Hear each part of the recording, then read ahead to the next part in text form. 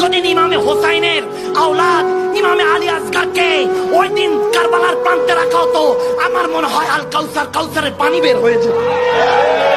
যদি জমজমের পানি, যেটা আজ পর্যন্ত এখন আমাদের শেফা দিচ্ছে, ঈমান আকীদা পোক্ত করুন। মুসলমান আহলে বায়াতের মহব্বত, আদব, ইশক, এটার জন্যই কুল কায়নাত সৃষ্টি করা হয়েছে। আমরা এসেছি আমার নবীর জন্য, মরে যাব নবীর জন্য, নবীর খানদানের জন্য।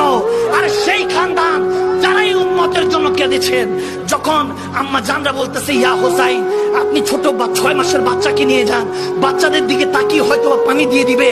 হায় হায়, ওই দিন ইমামে হোসাইন যখন 5 বাচ্চাকে নিয়ে আসতেন, আওলাদ রাসূলকে দেখালেন, তীর দিয়ে উফ করার সুযোগ পেলেন না, তীর দিয়ে তেনাকে রক্তাক্ত করা হয়েছিল।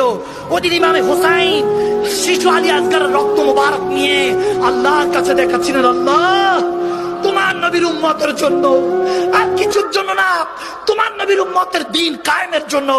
আরে পুছতে হোক ইসমাইল জবিউল্লাহ को আল্লাহ ने बचा ली। আর দাদা ছিলেন, দাদা পরদাদা ছিলেন ইব্রাহিম খলিলুল্লাহ, ইসমাইল জবিউল্লাহ। জিজ্ঞেস করছেন জিলহজ মাসের 10 তারিখে আমরা যে ঈদ পালন করি, আজকে প্রত্যেকটা অলিগলিতে প্রত্যেক বাবার প্রথম সন্তানটা, যুবক সন্তানটার রক্ত এলাকার মধ্যে প্রবাহিত হতো।